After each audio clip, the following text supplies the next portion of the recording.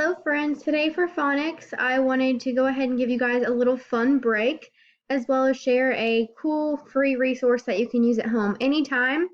This resource is called starfall.com, and I went ahead and linked some sight word games and reading games to this page just to give you a few examples, and I'll show you how to do those games.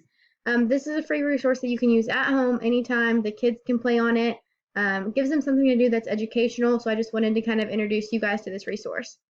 So if you click on this link and click right there when it pops up, it will take you to the specific games that I've linked, but they're all through the starfall.com site.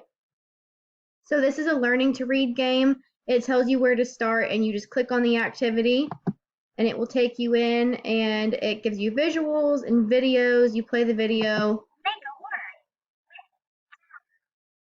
and it tells you to make a word with "an" to match the picture. So it's going to give you a picture, and it even says the word "can," so the kids have to listen for the beginning sound.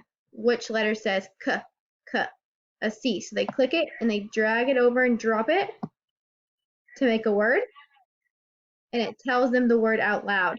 This game will keep giving you pictures and videos and keep progressing and getting harder as it goes. I'm going to show you another resource or fun game that is on the site.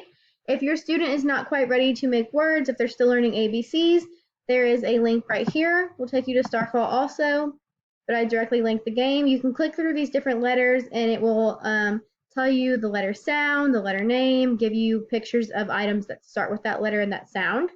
So that's kind of fun. You can click through and work through all the letters. And then down here, this is for friends who are ready to read books. If you click on it, it will take them into these different categories or genres. So they can click within one, and it will give them some options of things they can do within that, that category. For the kids' assignment today, I just want them to pick one or two of these links to go to.